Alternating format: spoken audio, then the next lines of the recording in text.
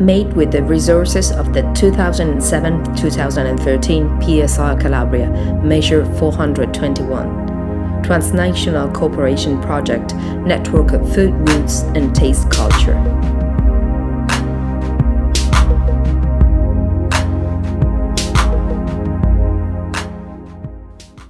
That part of the silent plateau of Calabria, which slopes down to the sea and is called Greek Sila as a consequence of the Greek, Byzantine, and Basilian influences that were over the centuries, is a territory characterized by several grottos and caves where mankind has been looking for shelter and spirituality since prehistory.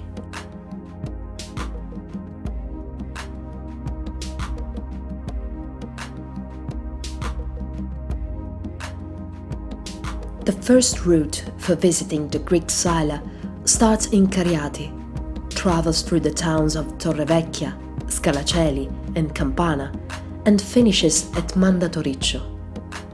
The route starts from the estuary of the Nica River, the ancient Ilias, which flows through Cariati and continues in the inland area until it reaches Campana, the ancient Calasarna, that is located on the slopes of the Greek Sila.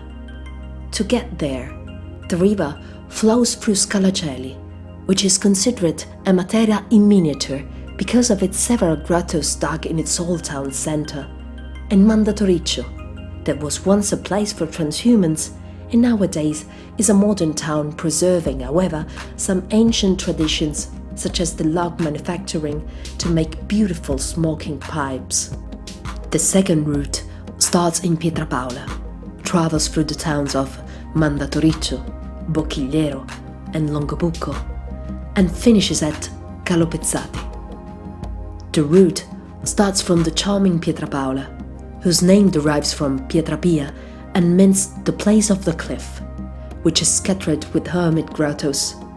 Then it travels through Mandatoriccio, Bocchigliero and Longobucco. These two last towns are the most landlocked of our route and are also the nearest to the Sila National Park. From here, you can go trekking to discover some woods and waterfalls, or you can let yourself be tempted with local food such as sausages and cheese before going down to the coast and reach Calopezzati with its beautiful old town and the unpolluted beaches.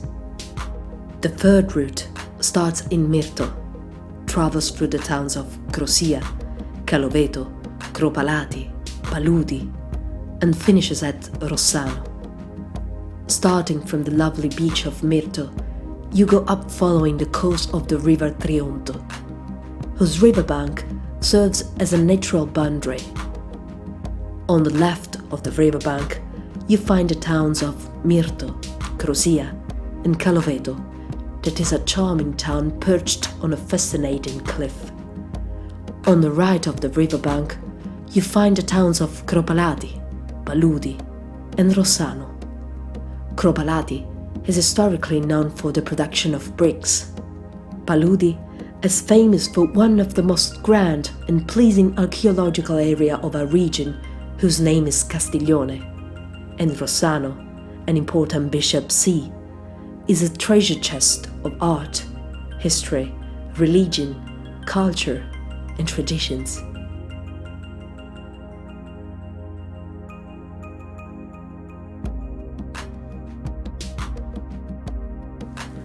Our itinerary in the territory of the LAG Greek Sila departs from that area of the coastline which flows through Cariati, renowned for the sardella, that is a fish conserve, namely white-bait, newborn sardines or anchovies, together with minced dried chili pepper and wild fennel, a typical plant of the Mediterranean scrub. In order to recall the origins of Cariati, it is useful to visit the underground great room dating back to the 330 BC, belonging to a Breton warrior and discovered in Salto Place. Today, it is exhibited at the museum in Sibari. The present historical center rose up as a fortress during the Byzantine period and, still today, it is possible to enjoy the wall, 1 kilometer long, that overlooks the new dwellings built along the coastline during the last decades, while in the workshops, some wood masters keep manufacturing wood boards used to cut through the sea.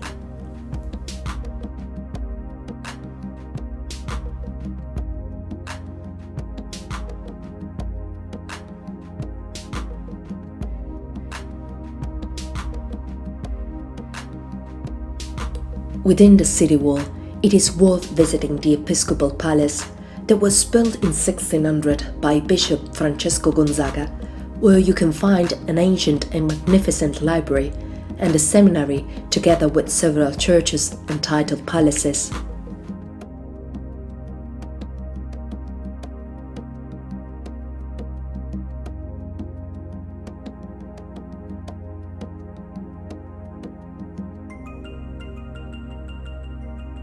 Also, it is possible to go back to the origins of Cariati by going up towards the back hills and reach Terravecchia, a place where the French historian Lenormand supposed the location of the mythical Rhone, capital city of the Italic Sconi.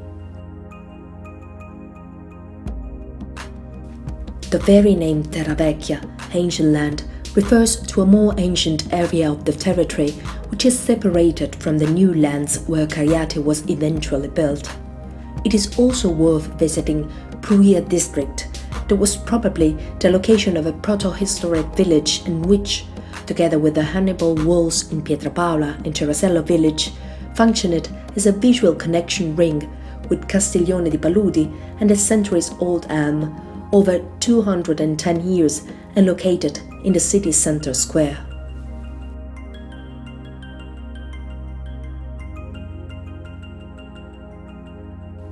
Inwards, going through Bosco di Verro, you reach Scalacelli village, a toponym meaning staircase land, and coming from the very morphology of the place, where the dwellings clamber up the cliff in a staircase shape, going up towards the sky.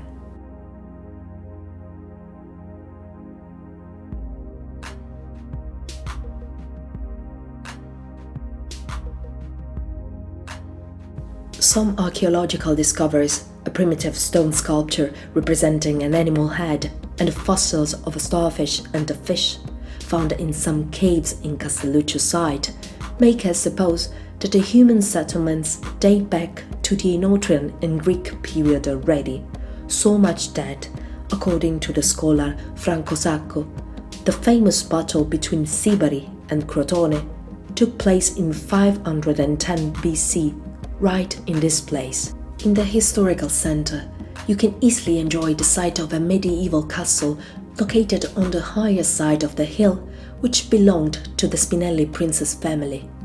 You can find also St. Mary of the Assumption main church, where a valuable carved solid wooden pulpit with bas-relief flora embroidery is preserved, and finally, the doors from where in the past people could enter and exit the village: Porta Balzo, Porta Piano, Porta Frischia, and Portello.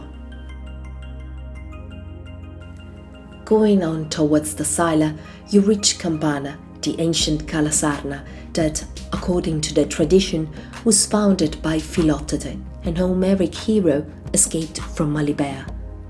Starting from the 10th, 12th centuries, its name turned to Terra della Campana, the land of the bell, maybe thanks to the presence of a huge bell useful both to articulate the working time and to gather the countrymen in case of emergency. This place is famous for the Pietre dell'Incavallicata, the Incavallicata stones, some mysterious sandstone monuments, one of which in an elephant shape and the other in warrior legs, that still make scholars interrogate about the real origins. They are located on a hill where you can enjoy the sight of the whole historical center with its bell tower dating back to the Norman period. In the territory of Campana, breaching natural caves, 3 Calabrian Norman monasteries were built, of which, however, very few remains are found today, while among the traditional products it is worth mentioning the rastuccio baskets, straw boxes adorned with colored straw flowers, horses, and spirals. Going down towards the coast, you meet Mandatoriccio, a village dating back to 1600, whose name comes from its founder, Teodoro Mandatoriccio from Rossano. However, it is commonly believed that the toponym originates from Mandratoras, meaning herd owner, because until the last century, Mandatoriccio has been an important place where the herds paused before reaching the mountains of the Greek Sila. There were here a system of frauds and other facilities useful for men and herds to take refreshment.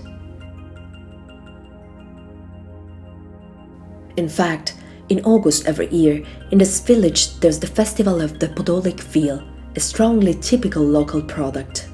Moreover, the cheese and milk production is renowned, but, above all, one of the most ancient artisan workshops is well known, where, for over a century, some refined briar-root pipes are produced. They are highly valuable from the artistic point of view, and they are exported abroad. Calabria pipe. The brand was introduced in 1969 thanks to Vito Carlino, heir of a long-lasting tradition that, since the first years of the last century, characterized the history of Mandatoriccio. The heirs of Carlino family are very skillful artists, manufacturing the log using a very peculiar technique which make unique their pipes. It is also worth visiting the castle that was built by Marquis Guidasso, where the city hall is located today, and the Arso Tower, a Norman watching tower that was erected by Guiscardo after Cariati surrendered.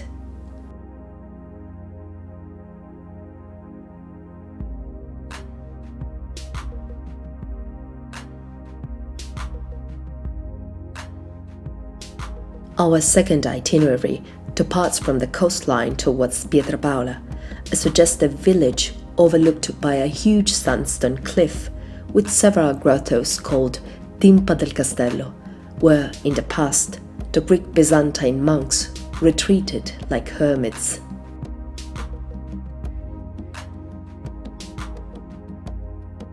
Just before reaching the village, it is possible to enjoy, on a hillock surrounded by pine asters, mastic trees, and wild olive trees, the Hannibal walls dating back to the 4th, 3rd centuries BC, an archaeological area and a panoramic viewpoint towards the residential area, but, above all, it functioned as a defensive architecture that was built by the Bretian peoples along the coastline between Sibari and Strongoli, the ancient Petelia.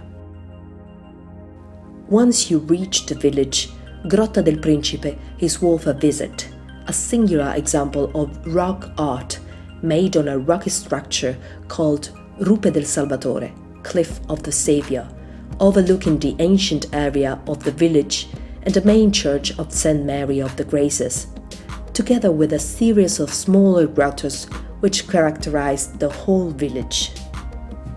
Going on inwards, you go through Mandatoriccio, that, until the last century, has been an important place where the herds paused before reaching the mountains of the Sila. And then you get to Bocchigliero, a village that became famous thanks to the religious movement of the Saints, which took place at the end of the 18th century and which interested anthropologists very much. The main church is worth a visit, as well as the bell tower dating back to the 14th century and the museum of the peasant civilization, but, above all, the several naturalistic attractions. In fact, it is the perfect destination for all trekking lovers because, thanks to the wood of Fossiata, the biogenetic reserve of Macchia della Giumenta, San Salvatore and that of Gallopane, Basilico Wood, the Vallone Falconara waterfalls, the ones of Basilico, and Laurenzana streams, represents one of the most interesting locations from the naturalistic point of view. Among the most famous events, there are the Pop Festival that takes place in January and the regional championship of the olive tree pruning taking place between March and April every year. From Bocchigliero, you go on towards Longobucco, going through the heart of the Greater Sila, where the Cupone Visitor Center of the National Park is located on the shore of the Cecita Lake, the widest in the whole region. In the historical center, we suggest a visit of St. Mary of the Assumption main church, the bell tower, and the famous waving artisan workshops whose bedspreads, tapestries, and patchworks adorned houses throughout the world.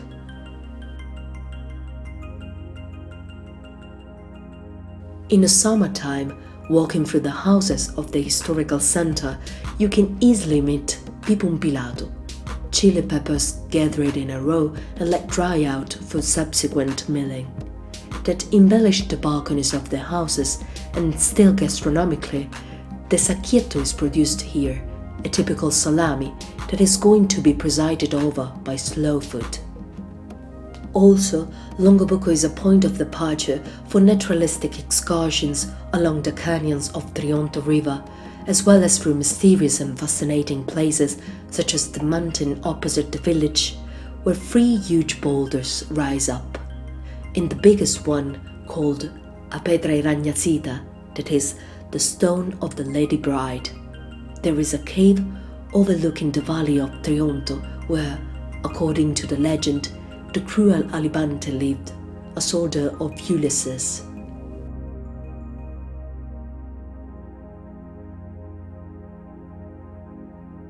From Longobucco, you go back along Trionto River until the coast, going through Mirto, then reaching Calopezzati, whose beach, the Camigliano Dunes, is just like the one in Mirto, an SIC area, site of European interest, where the sea bottoms are rich in Posidonia oceanica. The road that leads to the residential area has some panoramic viewpoints, such as the Colle di Sant'Elia, where you can enjoy the Trionto Valley and the Ionian coast. While in the historical center, the most interesting places are the Giannone feudal castle that was built by the Normans as a simple fortress and that was eventually turned to an elegant dwelling by the Swabian peoples, the monastery of the Reformed, the main church, the Church of the Mother of Sorrows and Mother of Sorrows, and the little church of St. Mary of the Graces of the Vineyards. Particularly interesting from the scientific point of view are some gully shapes defined as elephants' backs, which are found above all in the sport area and have been described and analyzed for the first time during the 60s.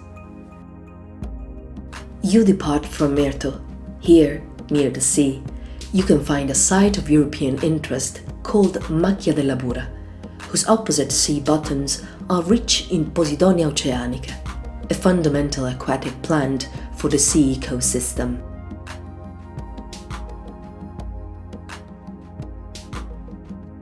About 400 meters from the sea, there's one of the widest springs in the whole southern Italy, the Cento Fontane Spring, a water font over 200 meters long, flowing from the uneven land in correspondence to a morphologic gap increased by the sub-riverbed stratum of the Trionto River. We suggest you visit the castle, dating back to the 17th century, and the cylindrical tower of Saint Tecla, which rises on a hill located at the estuary of the Fiumarella stream, and overlooking the whole coastline. It was built during the second half of the 16th century and belonged to a complex siding system wanted by the Neapolitan viceroy Don Pedro da Toledo, that included also Acquaniti in Pietrapaola, the Trionto Tower, the castle in Calopezzati, and a fortress in Crosia. They were used by the Cavallari, so called because they monitored the coastline from tower to tower, by riding a horse. From Mirto, you go up along the Trionto flow, following the road that leads to Crosia, where Torre del Giglio rises just like a lookout post, today a restaurant. The little village overlooks the sea and Calopezzati, and it is dominated by St. Michael Church.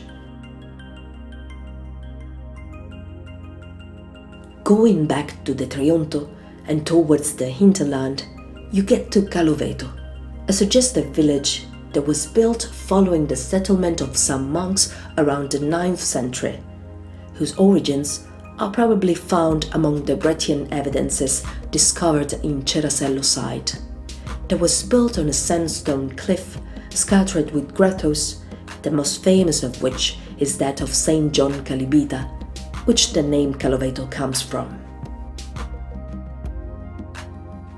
Several title palaces, dating back to the feudal period, stand out in the historical center, such as the De Mundo Palace, Pirelli and Comite palaces, together with the main church dating back to the 13th century and Saint Anthony from Padua Chapel. From Cozzo Pupatolo, a rocky spur overlooking the Trionto Valley, the landscape is very suggestive, above all at dusk. In order to reach Cropalati, you need to go down along the gravel bed of the Trionto River by crossing it, walking through a bridge overlooking the ancient festival of the Trionto Bridge that, after 16 years, has been recovered, and it takes place in May every year. Once in Cropalati, a shred of white smoke indicates that the ancient Barilla furnace is still working, that, since 1832, has been producing handmade roof, tiles, floors, upholsteries, using the clay which is found in the territory. The village is located between the Trionto and Coserie Valley, and in order to realize where you are, you need to come up Cozzo della Cresta, where you can enjoy a unique landscape. The same as if you are on the hillock where St. Mary at Grutham's Church rises.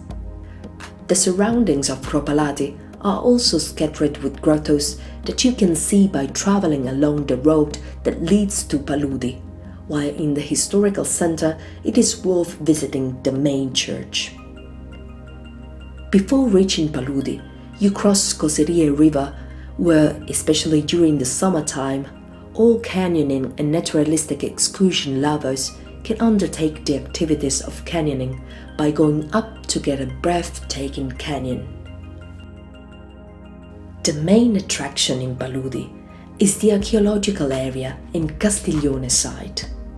It is a fortified Brettian center, 35 hectares in extent, that was built on a promontory where you can enjoy the remains of a massive wall surrounding the area, and it allows the tourist to look through the Coserie Valley. From Paludi to Rossano, you cross the Colognati and the Cervasia streams, where, for all trekking lovers, you can reach and visit the respective waterfalls, as well as Saint Onofrio's ex-cloister.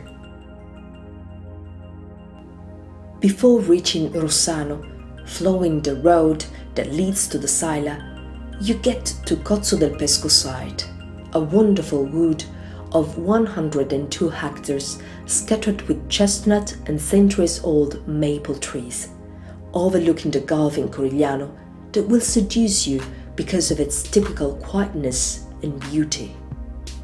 Farther down, you meet one of the most important Greek Byzantine religious centers in the whole southern Italy, the monastery of Saint Mary del Patire, a beautiful example of an architectural fusion between the Byzantine, Arab, and Norman styles.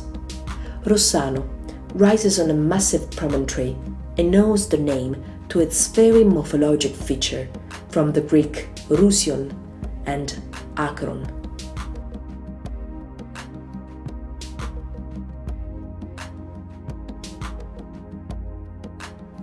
If you walk along the alleys, You can be very surprised by the variety and quantity of monuments and pre-existing palaces here, among which the Cathedral of the Assumption,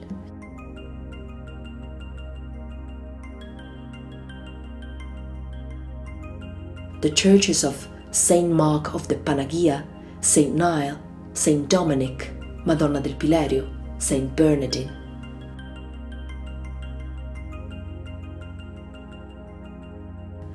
But the treasure of Rossano is the Codex Purpureus Rossanensis, a Greek uncial evangeliary dating back to the 6th century, preserved in the Diocesan Museum. It is written on reddish pages, and it represents one of the most ancient illuminated manuscripts of the New Testament preserved today.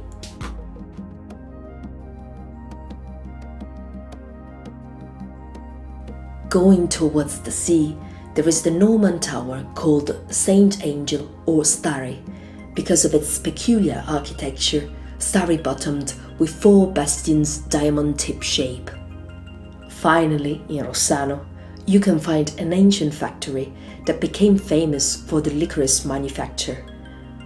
For over a century, the Amarelli family has been producing and exporting licorice all over the world.